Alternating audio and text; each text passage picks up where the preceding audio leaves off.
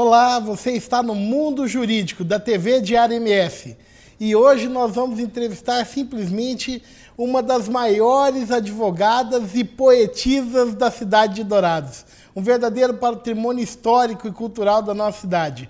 É com grande honra que eu entrevisto hoje a doutora Odila Lang. Doutora Odila, seja bem-vinda ao Mundo Jurídico. Obrigada. A senhora me dizia que era uma dificuldade para ensinar as pessoas a soletrar o seu nome corretamente, Com né? certeza. Qual que é a dificuldade? Explica para mim. É que os meus dois sobrenomes, os nomes, na verdade, que o Odila é o apelido, né?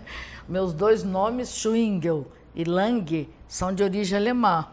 E o G, na língua alemã, nunca faz valor de J como na língua portuguesa.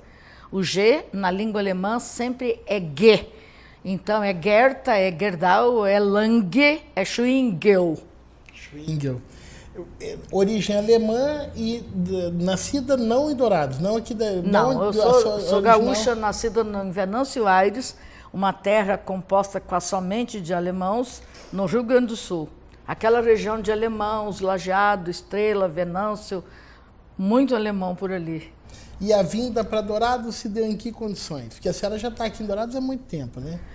Olha, doutores, que todo mundo nasce, se apaixona, fica bobo e casa. Foi o que aconteceu comigo, né?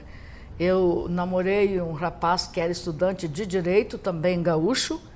Eu estava em Passo Fundo, nós estudamos em Passo Fundo, na mesma universidade. Nós nos conhecemos lá. E a família dele já trabalhava aqui com lavoura. E ele também viria para cá quando se formasse para trabalhar com lavoura e advogar.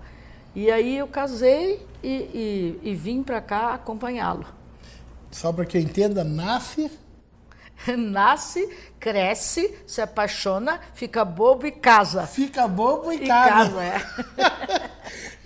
Não dá para casar sem ficar bobo? Não dá, de jeito nenhum. Quem pensa bem não casa. E aí, vocês vieram para cá em que ano, doutora Odila? Eu com ele, a família dele veio bem antes, mas eu com ele viemos em 1979. 79, então são pioneiros aqui de Dourados. Nem tanto, né? Nós não somos tão velhos assim. Os pioneiros já têm 90 anos, 100. Nós ainda estamos nas épocas dos 60 e poucos por aí. Mas já é uma época já de quem viu Dourados crescendo, né? Quando chegaram aqui, Dourados, a população era o quê? Ah, doutor, não fale números para mim, que eu sou muito pequeno, uma né? negação em matéria de números. Era bem menor do que é hoje.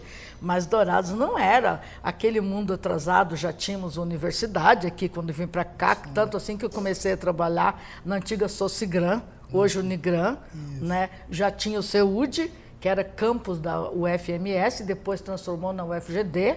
Então já tinha duas faculdades, já tinha asfalto, já tinha bancos, já tinha muita coisa quando eu vim para cá.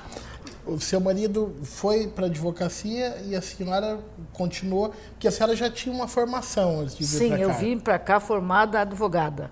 Já formada como advogada? Sim. E aqui a senhora fez uma outra faculdade, porque a senhora tem outros cursos, formou em outros cursos. Não, na verdade aqui eu fiz uma especialização, em metodologia do ensino superior, porque como eu fui trabalhar na faculdade, isso era obrigatório para se transformar em universidade. E depois eu fiz mestrado na UFMS, campus de Dourados, eu fiz mestrado em História. Mestrado em História. Mas eu fiz um casamento entre a História e o Direito, pesquisando a violência contra a mulher e o tratamento jurídico dado pela antiga lei antes da Maria da Penha. A Maria da Penha, a senhora enxerga como um avanço ou um retrocesso? Qual é a sua interpretação da Maria da Penha? Eu acho a lei Maria da Penha um grande avanço e não precisa dizer nunca que foi o mundo jurídico que avançou. Quem avançou foi as mulheres, porque foi uma luta das mulheres, entre as quais eu me incluo, mulheres que atuavam em sindicatos, em ONGs, em qualquer associação, entidades em defesa da mulher, que pressionaram o governo para essa lei, para publicar essa lei, para que essa lei fosse aprovada. O governo e o poder legislativo, obviamente, né? E eu acho que foi um avanço, mas infelizmente no Brasil não avançou, porque o Brasil não fez as reformas necessárias de criar os juizados especiais para a defesa da mulher. E, infelizmente, o Poder Judiciário também, na sua maioria, não entende que essa lei é um avanço e que não é tratar a mulher com a desigualdade, é tratar os desiguais com desigualdade, como diz o nosso querido Rui Barbosa. Essa lei é um avanço, mas no Brasil ela não avançou tanto quanto deveria. Haja vista que nós vemos mulheres hoje sendo assassinadas. O índice de violência contra mulheres em Mato Grosso do Sul é um dos maiores, é o segundo lugar no Brasil. E a gente vê que muitos juízes não aplicam a Lei Maria da Penha e também a lei não é cumprida na sua totalidade, não tem assistência psicológica para as mulheres, não tem assistência psicológica para o agressor, então falta muito ainda para que ela seja devidamente implementada nesse país. Foi uma conquista muito grande, para as mulheres. E uma luta das mulheres. Eu avancei um pouco, doutora Odila, mas eu percebo que a senhora tem uma ligação muito forte com o movimento feminista, né? Com certeza. No sentido de defesa dos direitos das mulheres e a preservação dos seus interesses. Mas me diga o que a senhora formou em Direito no Rio Grande do Sul. Então foi no ano... Eu me formei em 79 mesmo. 79, o ano que veio para cá. O ano que eu vim para cá. E eu me formei em julho, me formei nos cursos noturno, que terminava sempre na metade do ano. E os cursos diurno terminavam sempre no final do ano. Então, como eu era professora lá, eu tive que estudar à noite. Então, eu fiz um curso noturno. A minha formatura foi em julho. Logo que eu me formei, nós casamos e viemos morar em Dourados. Professora de... Eu era professora lá na área de estudos sociais, história ou geografia, mas geralmente eu lecionei mais história do que geografia, porque a minha faculdade de licenciatura de professor é estudos sociais. Então, tanto eu podia lecionar história como geografia. Depois eu fiz a metodologia do ensino superior e depois eu fiz mestrado em história, que eu disse para o senhor que é um casamento entre a história e o direito, porque eu fiz análises de processo jurídicos de mulheres que foram agredidas. Mas me chama de você, Odila. Ah, tá bom. Eu vou te chamar de Odila, tá bom, doutor, e você me chama de você. Chamar. É difícil, eu sempre costumei chamar o senhor de doutor Wander. Não. Odila, tá mas eu queria... Você falou aí para mim uma coisa que eu achei importante. Você fez o direito já depois de formada em ciências sociais. Minha primeira profissão foi de professora. Primeira profissão de professora. Porque meu pai era uma pessoa do interior, muito conservador, e ele só achava que a profissão para a mulher tinha que ser professora. Tanto assim que todas as minhas irmãs, a não ser a mais velha que não quis, toda a minha família somos 7 mulheres. E 6 são professoras. E aí, para poder fazer direito, teve que primeiro fazer a faculdade que o pai queria? Sim, é que direito eu não cogitava, porque direito exigia que eu morasse na cidade, porque os cursos de direito eram na cidade. Então, eu fui lecionar com um curso de normal rural, que preparava professores para lecionar no interior, normal rural. E depois eu me esforcei muito, eu trabalhava num lugar que não tinha energia, que não tinha condições de vida, não tinha nada. E nós estudávamos, eu e a minha irmã, com um lampião, para fazer o Madureza, que era como se fosse hoje o CEJA, o antigo supletivo. Aí a gente vinha em Porto Alegre só prestar as provas nas férias. Aí nós prestávamos as provas, se ficasse aprovada naquela disciplina, tu já eliminava. Só depois de fazer esse, que hoje equipara-se ao ensino médio, naquela época era ensino de 2º grau, né? Era como se fosse um clássico na época, né? Certo. E depois passou a ser ensino de 2º grau e hoje é ensino médio. Aí nós fizemos essas provas para ser apta a prestar um vestibular, porque senão nós não tínhamos condições de fazer um vestibular, porque nós não éramos graduadas no sentido do 2º grau, do ensino médio. E com a exigência de que o vestibular só poderia ser para a professora? Não, esse a gente já... O meu pai não tinha exigência nenhuma, porque nessa época a gente já trabalhava como professora. Já trabalhava, então ele não tinha exigência nenhuma, mas as nossas dificuldades eram homéricas. Eu e a minha irmã, nós morávamos no interior de Palmeira das Missões, que é uma cidade já do interior, no Alto Uruguai, e nós lecionávamos no interior, na zona rural mesmo. e não tinha condições de fazer uma faculdade. O ônibus vinha para a cidade uma vez por dia, e lá não tinha faculdade. Então, tinha um curso de férias que preparava para o magistério, mas nunca uma carreira jurídica, nem medicina, nem odontologia, só para magistério. Então, era um curso que tinha de história, de geografia, de estudos sociais, letras, matemática, alguns cursos que preparava como licenciatura, para lecionar, para ficar apto para lecionar. Entendi. Eu já era apta para lecionar, só que a gente lecionava no interior, naquela época no interior só tinha o que a gente chama de ensino primário, que hoje é ensino fundamental, primeiras séries. Mas naquela época era primário, então eu tinha a aptidão, titulação para lecionar no ensino primário, mas não poderia lecionar no caso de uma quinta, oitava, que já era, depois mudou de nome e tudo, mas hoje tudo é ensino fundamental. E não tinha aptidão também, titulação, aptidão tinha, né?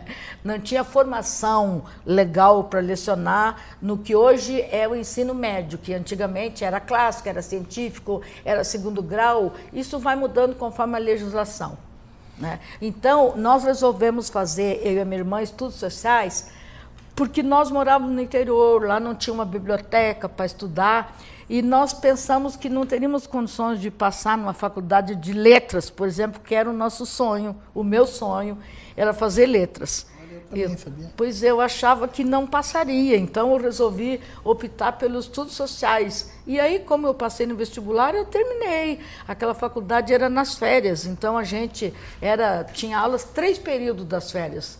De manhã, tarde e à noite. Então, a gente trabalhava o ano inteiro no interior e nas férias a gente vinha para a Universidade de Passo Fundo, uma universidade particular que era a única que tinha naquela região. Para fazer o curso para fazer a de faculdade de estudos anos? sociais.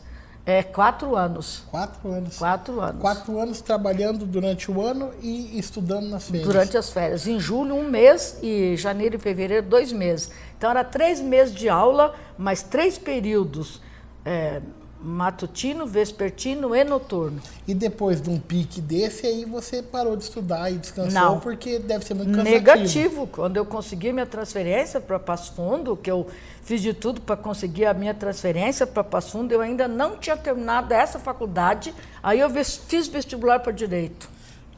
Concluindo uma, já fez para outra. Isso aí, concluindo uma, e fiz sem fazer cursinho, sem nada. Aí eu fiz o meu vestibular para Direito e fui aprovada, aí comecei, lecionava de dia, 2 períodos, um no estado e outro no município, e estudava à noite, em Passo Fundo. Agora, doutora Odila, me explica uma coisa, você me falou assim, meu sonho era letras.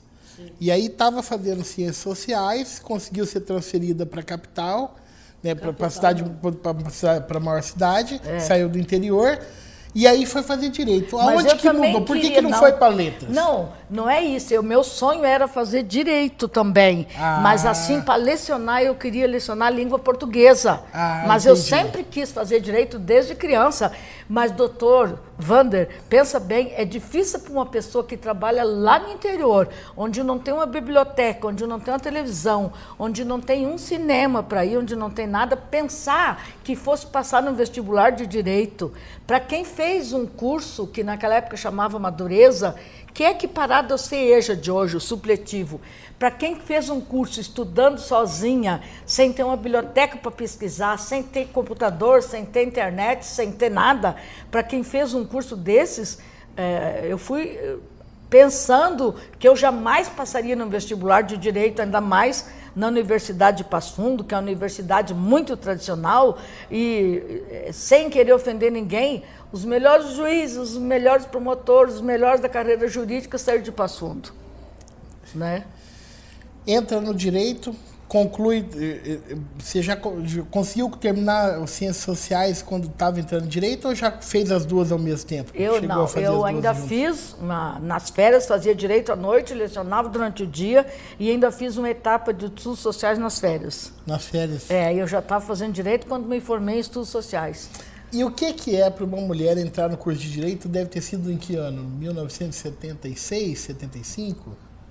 Doutor, Para falar a verdade, eu nem me lembro. Mas é por aí, formou em 79, eu acho que na época era 5 4 anos. né? 5. Já era 5? 5 anos. Então, entrou em 76. 76, 6, 7, 8, 9, 75, 76. Eu me lembro que eu fiz o vestibular de 75. E como que é? Né? Porque meu curso era de noturno, então começava no meio do ano. Era curso de, a gente dizia, vestibular de inverno. De inverno, até hoje, né? E como que entra na faculdade? Os desafios não param na hora que entra na faculdade, correto? Wander, sem puxar nenhum mérito para o meu lado, eu fui uma aluna brilhante. Eu era exemplo de aluna. Eu tinha professores que me admiravam muito. Eu trabalhava de dia numa escola, depois eu trabalhava numa creche com crianças carentes, paupérrimas, crianças, eram numa creche mesmo, crianças carentes que ficavam o dia inteiro na creche, se alimentavam na creche. E eu fazia faculdade de Direito, morava sozinha, tinha que fazer minha comida, lavar minha própria roupa, e fazia faculdade de Direito indo de ônibus para o campus, sem carro, sem nada. Vinha naqueles ônibus. Eu sempre fui muito agradável assim, com as pessoas, sempre tive muitas amizades, então eu só ia de ônibus, porque era impossível você marcar carona numa cidade grande, mas eu sempre voltava de carona com um amigo ou outro. Sempre achava uma carona para voltar. Então, eu não dependia de ônibus para voltar, aqueles ônibus que vinham como uma sardinha. E eu tive, digamos assim, a infelicidade que, naquela época se achava, que Dourados era no centro da cidade. A faculdade de Direito era no centro de Passo Fundo. E bem no ano que eu ingressei, ela mudou-se para o campus. Olha. Existiu muito atrito entre aqueles professores tradicionais, que achavam que o direito tinha que permanecer na cidade, por causa dos alunos fazer estágio no fórum, aquela coisa toda, mas não teve jeito. Como tudo se moderniza, a Universidade de Direito também foi para o campus, né? E aí eu fui para o campus de ônibus e sem comer, porque não dava tempo, eu tinha que optar. Saía da creche, eu tomava banho, eu comia. Eu preferia tomar banho bem bonitinho para a faculdade, né? E daí não comia nada. E não tinha dinheiro para comer lanche lá também. Então foi um desafio muito grande, doutor, foi um desafio muito grande, mas nunca peguei exame, nunca peguei dependência, nunca peguei nada. Olha, eu fui uma aluna tão brilhante que eu cheguei a sonhar muito em me especializar em direito penal. Direito penal? Sonhei muito em fazer júri, porque eu tenho essa verve de artista, e eu pensava que eu ia fazer muito sucesso nos tribunais. Mas, infelizmente, fiquei boba e casei, daí não deu. Posso te fazer uma confidência? Sim, senhor. As pessoas me conhecem como advogado na área trabalhista, né? Mas eu passei a faculdade toda também achando que ia fazer júri. Pois é. A gente se engana, né? A gente segue por outros caminhos. Os caminhos não é a gente que traça. A gente trilha aquele que aparece na nossa frente. A gente jamais pode traçar um caminho, porque o caminho ele se desvirtua. Ele tem outras esquinas, outras pegadas. No fim, o caminho tem outros atalhos. Eu digo assim, que a gente deixa de fazer o que gosta para fazer o que precisa. Exatamente. E às vezes a gente descobre que gosta daquilo que precisa. Então, eu quando fiz a faculdade de Direito, até eu já ouvi alguém falando assim que é normal que a maioria dos alunos gostam mais de Direito Penal.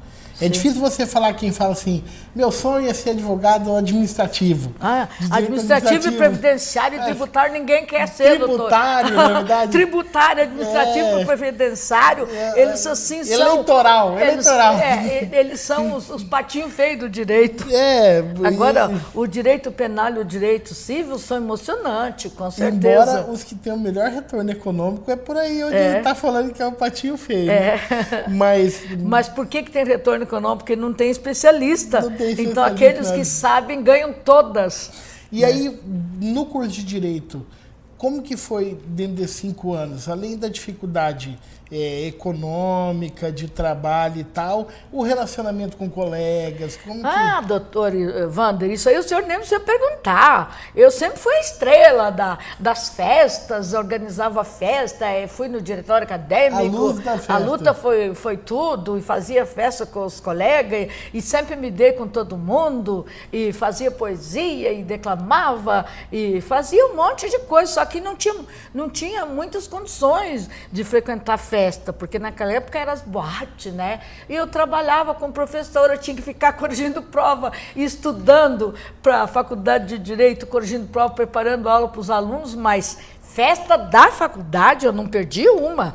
Não perdia nenhuma. Não, e ajudava a organizar, e sempre meus colegas sempre me trataram muito bem, os professores sempre me admiraram muito bem.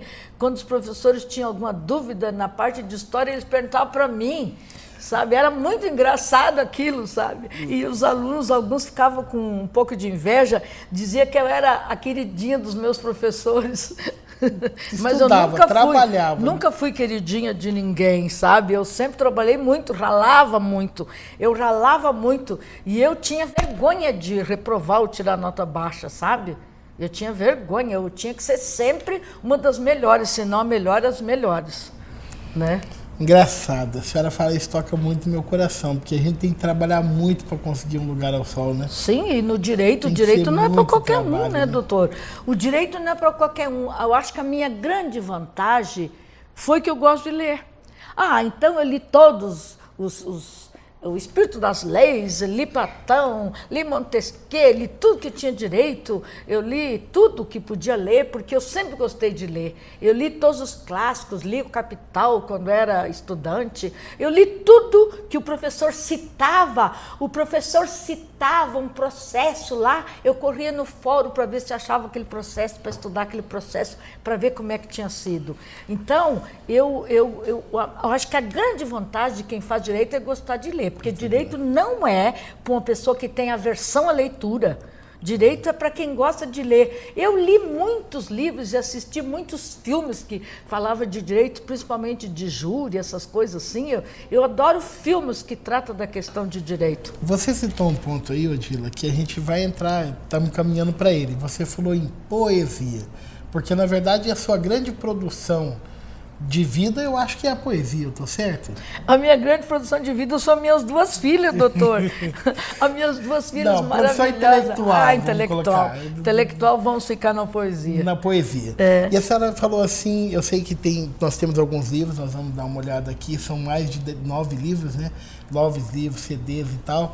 Mas a senhora falou, na época eu recitava poesia nas festas. Já naquela época? Sempre. Sempre. É porque gaúcho tem essa coisa, gaúcho, onde tem uma festa, tem um bocó, que a gente diz, brincando lá, declamando uma poesia, fazendo um verso. Lembra de alguma daquela época? É meio difícil, viu, doutor? Não lembro de nenhuma. Eu lembro um pouquinho do tio Anastácio, mas que é um poema gostoso. Doutor, daquela época. É muito difícil. Muito difícil. É muito difícil de dizer agora, assim, sem estar preparada. Mas esse dia alguém falou assim na internet e ainda falou errado, diz assim, que neste mundo ainda existe um chiru, ainda lo largo ainda existe um chiru velho e triste, como tu, criado guacho, que é a história do tio Anastácio. Então, esses dias alguém falou ali, ainda falou errado no Facebook, eu ainda corrigi, disse que conhecia essa poesia desde criança. E eu declamei desde criança uma que eu fui tirar Eu tive a felicidade, Wander, de ter uma professora maravilhosa no interior, numa Brizoleta. O senhor sabe o que é Brizoleta? Não, não sei. Brizoletas são todas as escolas de madeira que o governador Leonel Brizola construiu em todos os cantos do Rio Grande do Sul. Tinha uma Brizoleta. Foi o cara que mais construiu escola no mundo, foi o Leonel Brizola. Então, todas as escolas de madeira construídas por Leonel Brizola chamavam-se Brizoleta. Uhum. Então, minha primeira escola foi um armazém de madeira, 100 divisórias, que um senhor, não sei se ele emprestava, eu nunca entrei a fundo nessa questão, se esse senhor emprestava para o Estado ou se o Estado pagava um aluguel a ele. Isso eu nunca descobri. Mas era nesse armazém desse senhor chamado João Teixeira, que lá nós estudávamos tudo num salão grande, era um armazém, uma professora ia lá para um canto com uma turma, o outro ia lá para outro canto com outra turma, e o outro ia lá para outro canto com outra turma.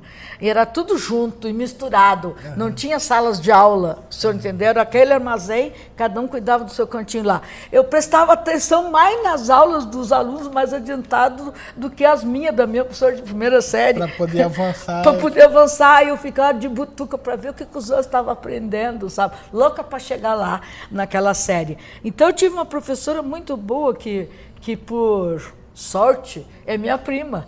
Sua prima. E ela ensinou a declamar, recitar. E quando eu era criança, eu já recitava um poema gauchesco, Dimas Costas, que chama Negrinha Serafina, que depois de mais de 50 anos, acredito, eu fui recitá-lo aqui no Fegames, em Mato Grosso do Sul, e tirei o primeiro lugar de declamação, nível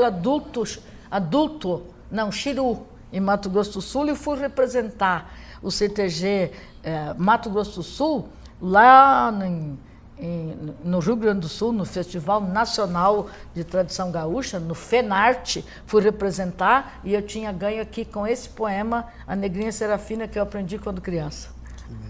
É muito, as histórias são muitas. E aí se forma em 1979, formada. Formada. Advogada. Vim para cá advogada. Ciências sociais e boba. E direito. E boba, já porque era casada. Advogada, já era formada em bacharel em direito. E veio para cá. Vim para E cá. aqui, como é que começa a vida em Dourados? Aqui foi uma fase muito difícil, o começo foi muito difícil, porque nós dois recém-formados, nenhum tinha emprego. Eu fui trabalhar na prefeitura para botar comida dentro de casa, digamos assim, e o meu marido ajudava o pai dele na lavoura, o pai dele plantava soja, o meu esposo ajudava o pai dele na lavoura, às vezes eu ia para lá também ajudar. O senhor não acredita, se eu vou contar essa história, o senhor vai achar que é mentira. Não tinha água na fazenda, eles alugavam uma terra ali na fazenda Água Boa, que é mais ou menos na frente da Embrapa hoje. E o meu sogro tinha um Mercedinho 1313. E nós enlonava aquele Mercedinho, e meu sogro tinha um poço. Nós enlonava aquele Mercedinho e botava água daquele poço a noite inteira e enchia o caminhão de água. Aí nós íamos pela rua Rael Bonfacker, que naquela época era a Rua Bahia, com aquele caminhão cheio d'água. Quando alguém se atravessava na frente, o meu marido dava treada, aquela água molhava todas as pessoas que estavam do lado. Era só gritaria e xingamento. Aí eu ficava em cima daquele caminhão, enchendo a água no Atsuta, e ele tinha um Atsuta, que é aquele pulverizador manual que liga no trator para matar as baratas. Aí quando eu vim para cá visitá-lo, depois que fui casada, já não fui. Eu era solteira e eu vim para cá visitá-lo, que ele se formou 6 meses antes do que eu. Aí nós íamos lá para a lavoura para pulverizar, matar as baratas, e eu ficava em cima do caminhão naquele sol escaldante, colocando água no Atsuta com a mangueira. As histórias são muitas, o senhor se assusta das histórias. Daí, quando nós casamos, a vida foi bem difícil, porque eu engravidei, e devido a muito trabalho, talvez, não sei se foi mudança, perdi o primeiro filho. Aí eu tive um aborto, e fui muito prejudicada nesse aborto, porque os médicos não descobriram que a criança já tinha morrido e ficaram me tratando para segurar o feto, e eu já estava com aquela criança morta, digamos assim. Foi uma fase muito difícil da minha vida. Mas recuperei, depois engravidei de novo, tive 2 filhas, e por aí a advocacia foi ficando, porque eu já lecionava na Unigran. Eu lecionava na Unigran desde 1980, quando eu vim para cá. Então, a advocacia, na verdade, foi ficando, né? Foi ficando em segundo plano, porque eu lecionava à noite, meu marido cuidava das crianças, de dia eu limpava a casa e fazia comida, eu cuidava de filho, lavava roupa, enfim. Era uma dona de casa, fazia até pão, porque a gente não tinha dinheiro para comprar pão, né? E lavava roupa, fazia tudo. Então, a advocacia foi ficando, foi ficando, foi ficando. Aí depois as crianças cresceram, daí eu fui advogar e fui cuidar dos filhos, e fui lecionar e fui fazer poesia. E na Unigran a senhora dava aula no curso de Direito também? Eu comecei a dar aula no curso de Direito somente em 88. 88. Antes eu dava no Decisivo, eu dava aula no Decisivo, outras disciplinas no Decisivo, como Educação Moral Cívica, SPB, História, no Decisivo. No Direito eu comecei só em 88 mesmo. Aí depois eu dei Economia Política, a primeira matéria. Hoje seria muito difícil, né? Lecionar Economia Política. Naquela época a economia era mais estabilizada. Você podia dizer o que era economia, como que era a circulação, como que era a produção, como que vivia tudo, o juro e bitributação que já tinha. Só que hoje a economia está tão bagunçada que eu não teria condições de lecionar essa disciplina. E a área criminal nunca atuou? Não chegou aí a atuar como advogada na área criminal? Não, eu fiz algumas audiências quando o meu marido tinha que viajar, que não podia fazer, o meu cunhado, que também é advogado, meu ex-marido e meu ex-cunhado hoje, né? eu também quebrava algum galho fazendo algumas audiências, mas eu atuar no penal mesmo, fiz alguns acompanhamentos na delegacia para inquérito, essas coisas, mas eu atuar mesmo em júri, nunca. Júri nunca fez. Nunca fiz. Mas tive muita vontade. Tem vontade de fazer? Tinha muita vontade. Hoje não mais. Não mais? Hoje não mais. Hoje não tenho mais vontade. Mas tive muita vontade de fazer júri. Tinha muita vontade. A gente tem Na verdade, o júri é um teatro, né, doutor? O júri é um teatro, vamos combinar, né? O que está nos autos é o que é a defesa. Que eu tinha um professor que dizia: o que não está nos autos não está no mundo. O que não está nos autos não está no mundo. O que vale é os autos. Você pode ir lá e falar bonito no júri, fazer tudo, o que vale é o que está nos autos, né? Eu, quando formei, fiz alguns júris, mas poucos, mas ainda tem essa vontade, ainda acalenta essa... Não, eu já perdi esse sonho, já passou. Hoje eu tenho muita vontade, eu atuo, eu acho que eu sou uma pessoa plenamente realizada na área artística, na área literária. Eu dirijo o Fórum Permanente de Cultura em Dourados, sou secretária executiva, que é o primeiro cargo, já fui uma vez, já fui presidente da Academia Douradense de Letras 4 vezes.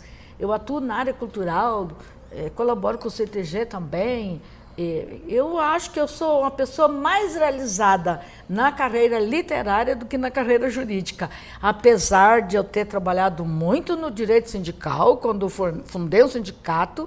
Qual sindicato? O sindicato dos professores da rede privada, inclusive os professores da Unigran. Faziam parte, todos os professores da rede privada. Chama Sintrai Sul. Ele é um sindicato que tem 22 municípios da região sul de Mato Grosso do Sul.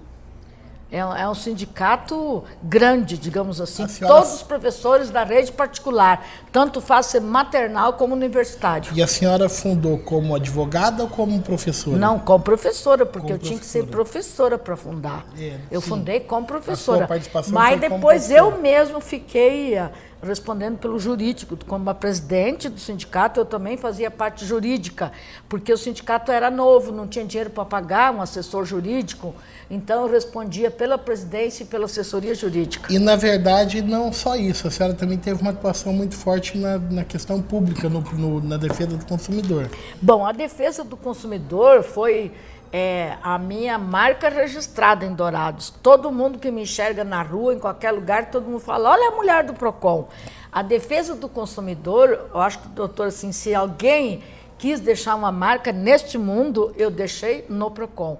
Porque só para o senhor entender, difícil dizer você, Wander, quando você, Wander, entender, o PROCON era uma casinha onde hoje, ali do lado do... Na 9 Pereira de Matos, ali perto de onde é a junta militar, uma casinha ali que parece que hoje é um senhor que vende boi, que tem um escritório ali. Eu lembro. É uma casinha ali que não tinha...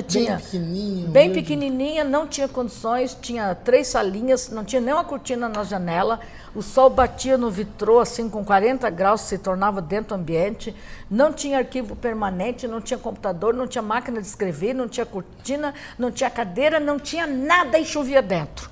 Sabe? Uma casa muito engraçada.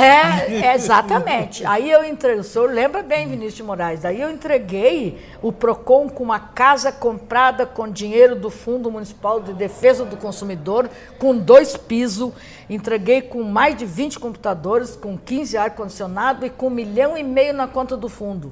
Olha só. 1,5 milhão na conta do fundo. Aí o senhor me responde: é para ter orgulho ou não é? Evidente. Mas eu me encho quando eu falo no PROCON. Foram quantos anos como diretora do PROCON em Dourados? 8 anos e 6 meses e alguns dias. Porque eu fui 8 anos no governo Tetila e depois, quando o doutor Eduardo entrou, ele me chamou e eu permaneci no governo da dona Adélia. E aí até a Adélia sair, né, que entrou o Murilo, daí... Aí trocou outra pessoa, mas eu tenho muito orgulho do PROCON. Eu fiz 2 coisas que eu acho que alguém tinha que fazer na vida: formar um sindicato e trabalhar na defesa do consumidor. Wander, na minha época de diretora do PROCON, nós recebemos mais de 10 moções legislativas. O PROCON recebeu de apoio da Câmara, e moção da Assembleia Legislativa, e prêmios e tudo que é coisa. E E a coisa mais importante, nós distribuímos mais de 50 mil Código de Defesa do Consumidor para a população douradense, publicado com dinheiro do fundo. Porque é uma coisa que está no Código de Defesa do Consumidor e eu sempre achei que os PROCON tinham que fazer era educação pelo consumo. E parece que eu fui a única pessoa em Dourados que tinha essa visão. Eu dei mais de 300 palestras de defesa do consumidor, de direito do consumidor nessas escolas. E a minha maior alegria, quando eu encontro uma senhorinha pobre, de chinelinho, de dedo e pobrezinha, simples mesmo, que ela fala, sabe, dona, aquele livrinho que a senhora me deu, que a senhora foi lá em tal lugar, e eu nem me lembro mais onde é que foi aquela palestra, ela fala, aquele livrinho que a senhora me deu, de capinha vermelha, assim, eu fui lá numa casa, numa loja, pagar uma conta antes do prazo vencer, e eles não queriam me dar o desconto, que a senhora disse que eu tinha direito, aí eu puxo o meu livrinho e mostro para ele, e eles me dão o desconto, porque eu estou pagando adiantado, eles tiram o juro.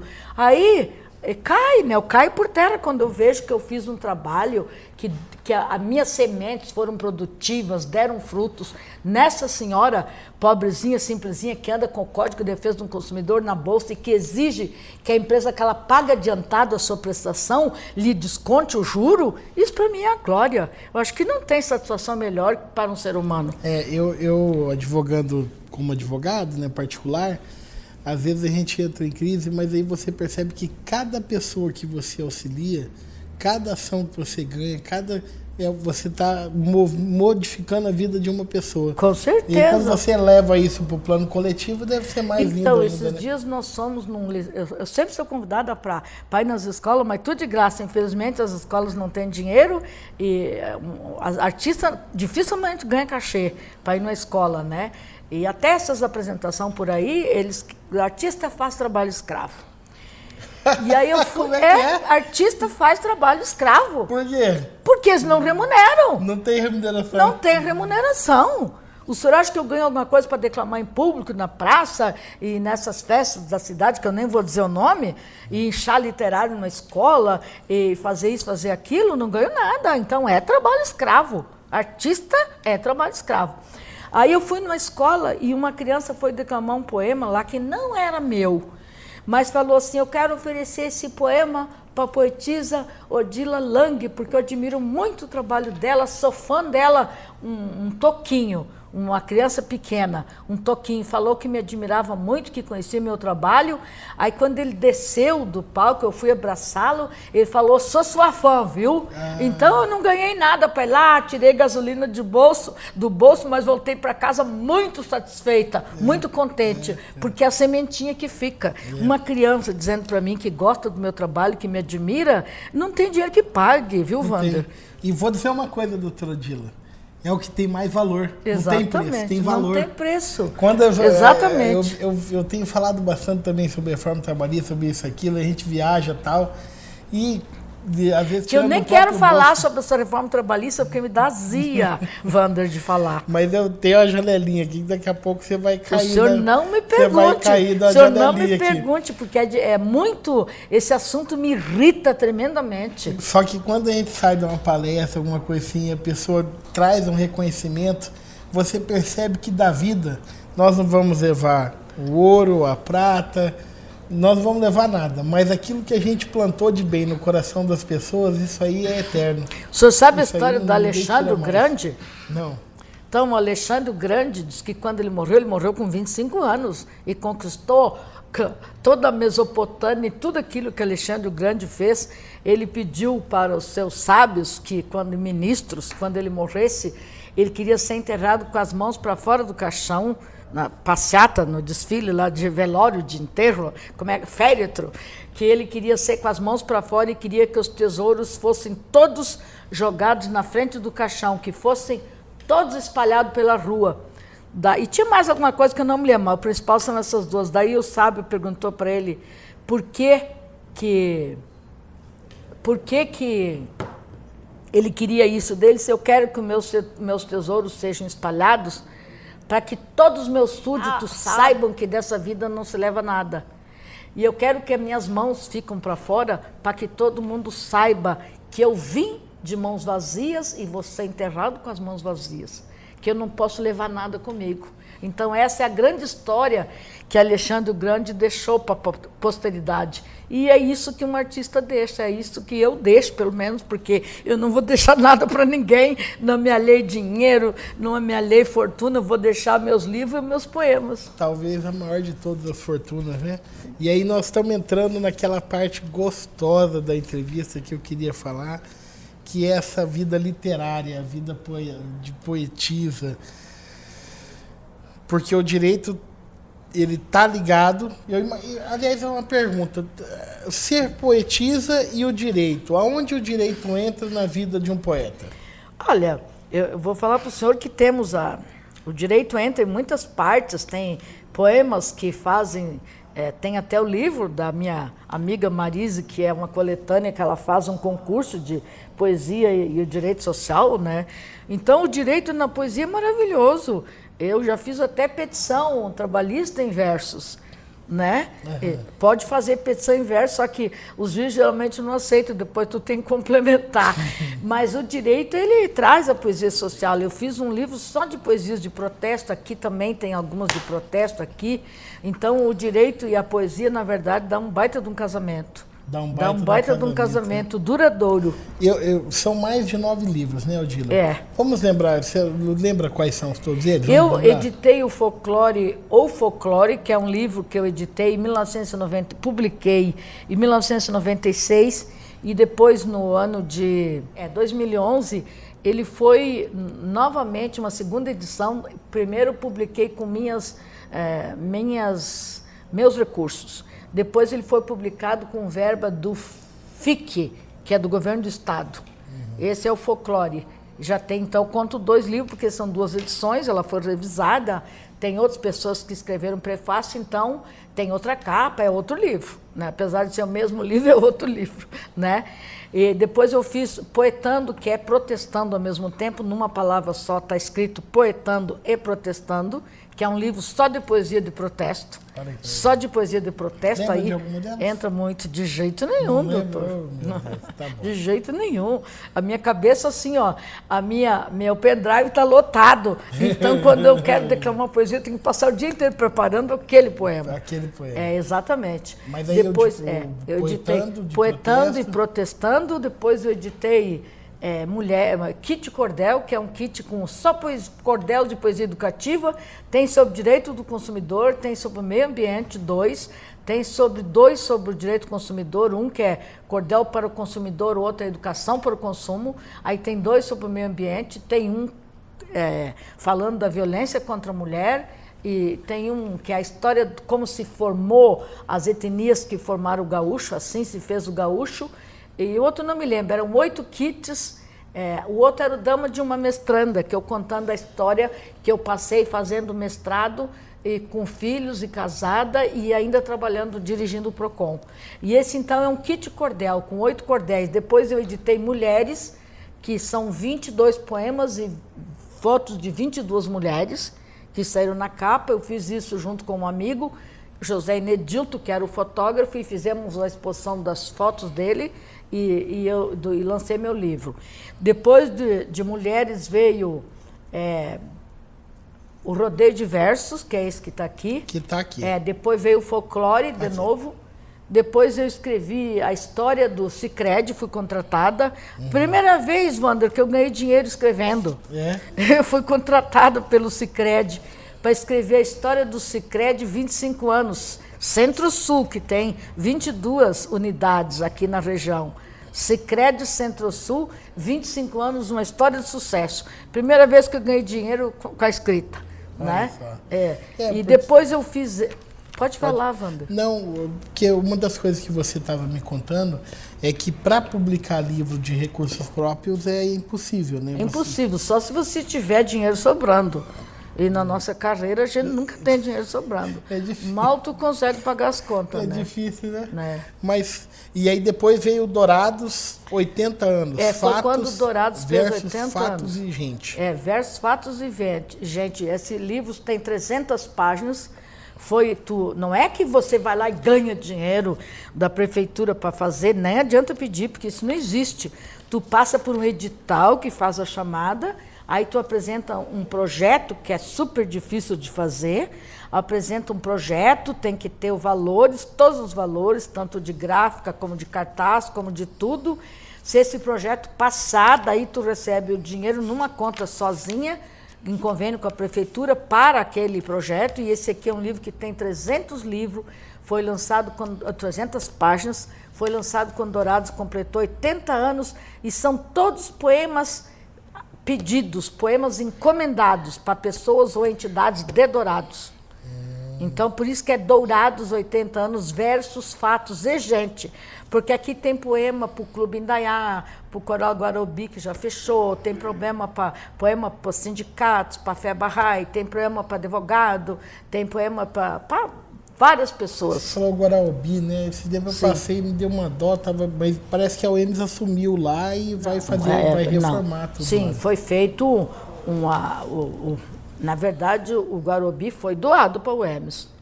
Foi doado para o UEMS, com documento e tudo, com compromisso de a UEMS construir um prédio lá, porque tem do lado daquela casinha tem uma quadra de futebol, salão. Então, de construir e depois doar umas 2 salas para o Guarobi guardar o seu acervo e manter lá o seu acervo, né, a sua história. Mas está reformando. Não sei se já é a grande reforma, mas já está reformando. Doutora Odila, antes de falar desse último livro da senhora, que é o mais novo no caso, né? Esse é o último. Me fala sobre um prêmio. A senhora recebeu um prêmio esse ano, né? Já foram vários prêmios, né? Alguns troféuzinhos, algumas medalhinhas, Wander. Nada que vai me deixar diferente ou mais pior nem melhor do que eu sou, mas massageia o ego. Né? O último foi a medalha de Filósofos Imortais, a medalha de Filósofos Imortais, que eu ganhei dessa Academia de Letras do Brasil, que completou 16 anos. Eu também recebi o título de doutora PHI em Filosofia Universica, dessa mesma entidade. Esse título lá no Rio de Janeiro, no Hotel Copacabana Palace. Então já tem algumas historinhas para contar. Aí recebi outra comenda, que é Carabajal, o nome da mãe do presidente dessa entidade, esqueci o nome dela agora, Marieta, Maristela, sei lá. Carabajal, quer dizer, recebi esta medalha, essa comenda, e o título de doutor em Filosofia Universica foi os últimos títulos que eu recebi. Doutor em Filosofia Universica. PHI. Pelo conjunto da obra que a senhora tem. Pelo trabalho em prol das letras, da literatura. E a gente aqui em Dourados, às vezes, não dá o devido valor para suas pratas da casa. Tu já ouviu falar no ditado, santo de casa não faz milagre. Mas eu vou dizer uma coisa para a senhora, doutora Odila. Particularmente, eu sou a favor da gente pegar essa cultura nacional, enterrar dentro de um buraco e jogar tudo quanto é tipo de entulho dentro. Porque isso aí atravanca o nosso país. Sim, eu sou uma defensora da nossa cultura, da cultura regional. Essa cultura de que não prestigiar as pessoas que são de casa. Eu entendi. Isso não é possível, doutora Odila. A gente tem que ver na senhora um exemplo a ser seguido. Quantos jovens estão entrando? Mas quantos jovens, doutora Odila? Às vezes está fazendo a faculdade, está muito difícil, porque tem muita prova.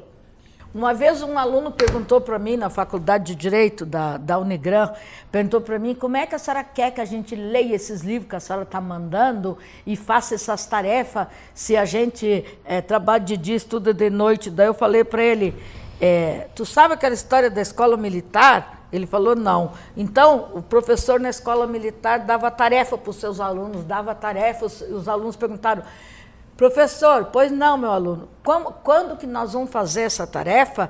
Se nós trabalhamos, nós temos compromisso desde quando toca o toque de alvorecer, às 6 horas da manhã, até a meia-noite, quando toca o toque de recolher. Daí ele perguntou, e o que vocês fazem da meia-noite até às 6 da manhã? Aí eu perguntei para o meu aluno, o que tu faz da meia-noite até às 6 da manhã? Eu perguntei assim para ele, porque se eu quisesse estudar e me formar em Direito e ser o que eu hoje sou, com mestrado e tudo, eu sempre estudei da meia-noite até as 6 da manhã. E eu faço questão de sobrelevar isso, porque isso é um exemplo. O dia que a gente passar a valorizar as pessoas que próximas da gente são exemplos de luta, determinação, aplicação, e deixar de valorizar aquele que está longe, o dia que a gente der valor para quem é, como a senhora falou, o prata da casa, pode ter certeza, a gente transforma esse país.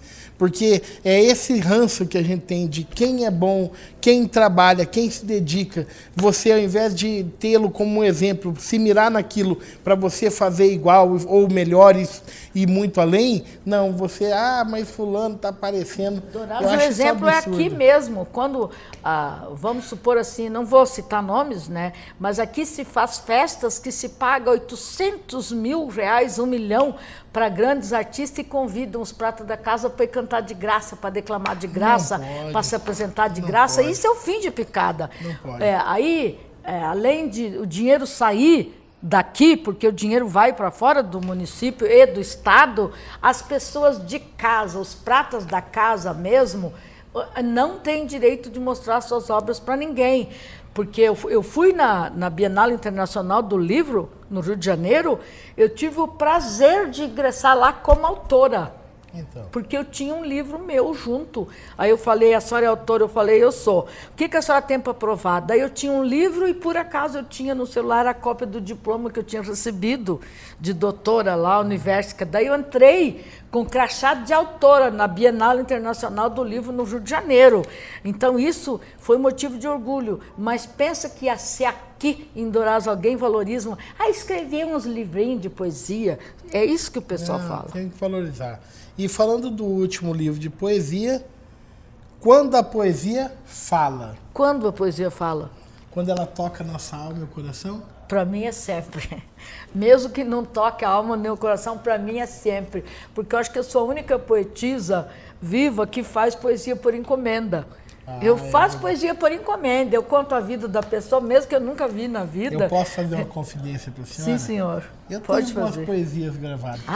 Eu fiz teatro publicar. com a Giselma. Com a Giselma Chacarossi. Sim, sim. Aí eu fazia teatro, poesia, música. Legal. Mas eu nunca publiquei Vamos nada, publicar. Não. O Caio pegou no meu pé e falou, vamos publicar. Vamos publicar. Mas é difícil. Fazer por encomenda é muito difícil. Eu faço por encomenda e até hoje os meus encomendados nunca se queixaram. Nunca acharam ruim. Eu sempre ganhei elogios. Fiz muitos poemas por encomenda, até para bodas de ouro, bodas de prata, para tudo que é coisa.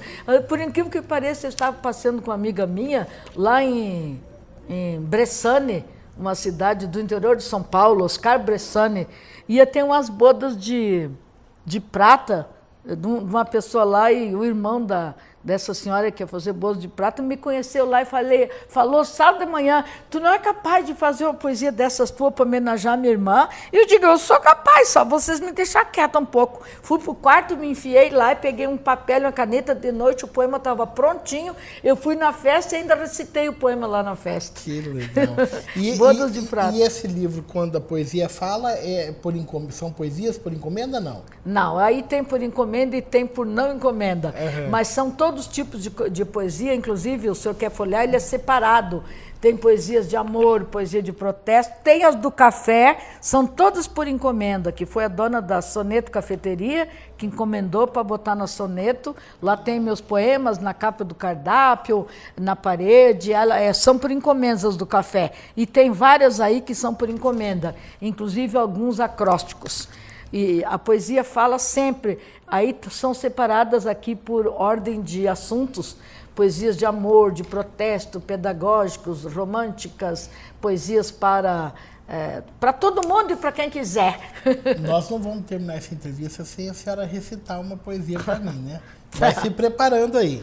E tem um projeto também com o Vilela. Como que é o projeto com o Vilela? Ele já gravou poesias suas? Ele escolheu 10 poetas de Dourados, entre eles eu fui uma das agraciadas, e daí ele gravou esse CD com poesias que ele musicalizou, tem algumas que ele mesmo recita, que não musicalizou, ficou em declamação mesmo, e tem um poema meu que está nesse livro que ele musicalizou e pôs nesse CD. E faz parte de um projeto gravar um CD inteiro com Vilela. Agora eu estou concorrendo pelo FIP. O resultado vai sair dia 12 de dezembro. Para quem não conhece, é o fundo de... É municipal. Para produção, Fundo Municipal para a Produção Artística e Cultural de Dourados. Certo. FIP.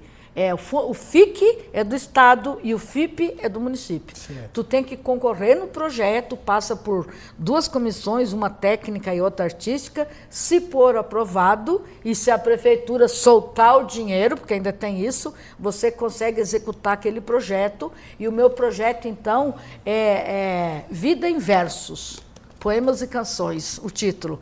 Vida em Versos, Poemas e Canções, com parceria com o Vilela. Eu e o Vilela. Um declama e o outro canta.